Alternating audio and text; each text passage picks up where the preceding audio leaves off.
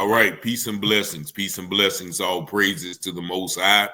Some residents in the all-black neighborhood or predominantly black neighborhood of College Hill in Cincinnati, Ohio, have woken up to racist literature distributed by the KKK. Now, if you've been following this channel, this is not the first time that Cincinnati, Kentucky, Pennsylvania, North Carolina have been the victims of this literature. But now, in the wake of what we have seen in Cincinnati, which has been dubbed the Cincinnati Brawl, I guess efforts have been ramped up by the racist white supremacist group, the Triple K, the Trinity Knights, the Loyal White Knights. All of those groups are trying to once again instill fear in the black community like it was the 1960s. Now you're going to hear from a couple who woke up and found all of these pamphlets and flyers and literature telling the white citizens to arm themselves and also trying to recruit members to join their group. But of course, they know they are not going to recruit anybody from the black community. So what this basically is a quote unquote scare tactic or a fear-mongering strategy, or in attempts to once again incite black people in Cincinnati like the Russians did at the Jazz Fest. Just take a listen to this couple.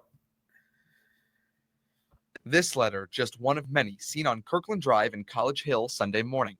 Video from a resident showed the pamphlets scattered throughout the road. Hours later, flyers can still be seen on the street, a curb, and even underneath a car. We just felt like it was important to speak up and against it. Ruckman and Tiffany Shabazz reached out to us directly Sunday. Not necessarily fear, but feelings of frustration and feeling like this is our neighborhood. This is where we all come home to live our lives. The couple told me a neighbor was the first person to alert them of KKK flyers on their street. We picked them up and read them. We were just truly disappointed. The flyer specifically mentions, quote, vicious attacks, seemingly referring to last weekend's violence in downtown Cincinnati, telling white people to, quote, arm yourselves. We learned later on Sunday afternoon that it may not just have been this area of College Hill that saw those flyers end up in their neighborhood. WCPO9 was sent this image, including a second flyer that was found in Madisonville, which is miles away from College Hill. The Shabazz left me with this message to the people who brought the flyers. And we just want, those individuals to know that that's not acceptable in this neighborhood or anyone else in the city. And to the entire Cincinnati area. This has to stop. We've come too far to have to deal with that in our communities. The flyers appear to be left by the same group that scattered these flyers in January in northern Kentucky involving deportation. WCPO9 received a statement from the Cincinnati Police Department saying in part, quote, our intelligence unit is actively investigating this matter and, quote, we are committed to maintaining a safe and inclusive environment for all residents. Anyone with information is asked to call Crime Stoppers. Reporting in College Hill, Sam Harris-Samowitz, WCPO 9 News. And I'm using that video in fair use for commentary and critical purposes. But there you see, once again, the same rhetoric, the same language that the white boy, Scott Hanna, used when he tried to organize a mob to, quote unquote, kill all the apes in Cincinnati. And he specifically used the same wording. Since the mayor and since the governor and since these people won't do anything about the vicious attack, then you must arm yourselves. Now, the newsman mentioned, some other neighborhoods that the other flyers have been left in. But if you remember, once again, earlier this year, I think it was in February, that a group of white supremacists, the Loyal White Knights, whoever they were, descended upon a bridge unprovoked in Lincoln Heights, the historically black town in right outside of Cincinnati, the first incorporated black town above the Mason-Dixon line. Now, the black people came out in droves. They ran them away. The police actually escorted those Loyal White Knights or whoever there was from the bridge, to and from the bridge. I have video documenting that, and you can go back and look at that as well. They escorted them to and from the bridge, and I also protected them from the black people coming out to confront them. Now, About a week later, about 3 a.m, there was a white guy who was driving around the neighborhood, the all-black neighborhood, dropping flyers of the like that you just saw. Dropping flyers of the like. So the brothers was already out patrolling because they was like, we gonna protect our neighborhood.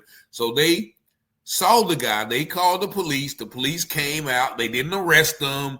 They didn't do it. I think they gave him a couple of tickets, maybe even. I don't know.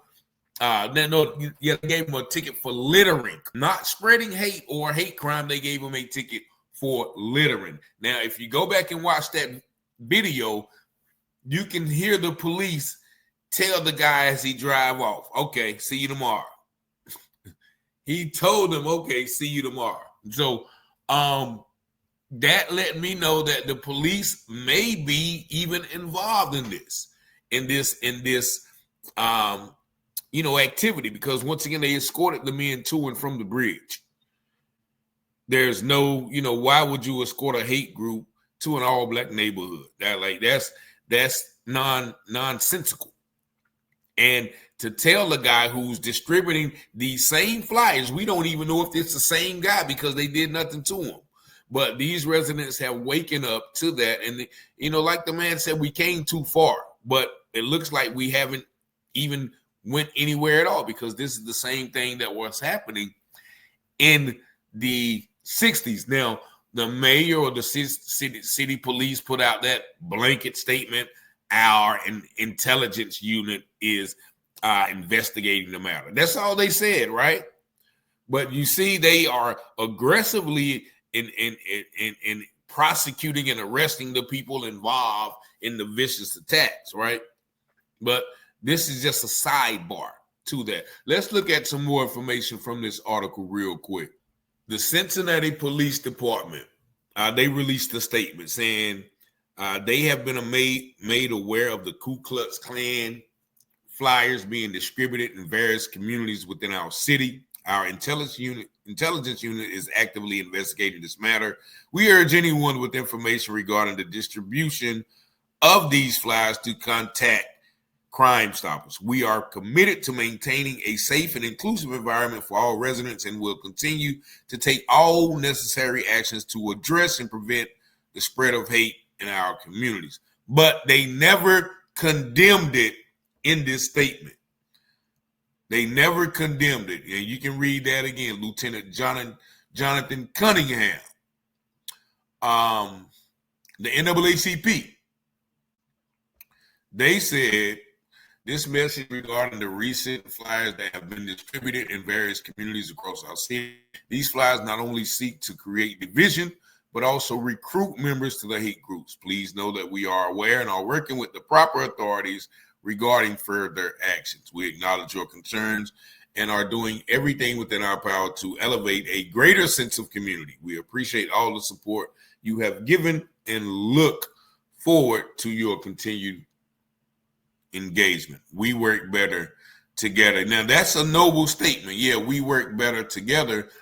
That's only if people are trying to work better together. The Cincinnati Police Department only seems concerned with the black people who were involved in response to the attack from the white Russian. So this is another example of, one group being heavily investigated, prosecuted, arrested, and charged, and another group, we're just investigating the matter. Like I said, that when that guy came back and was distributing those flyers, you would think that he was giving out Boy Scout cookies the way the officer treated him.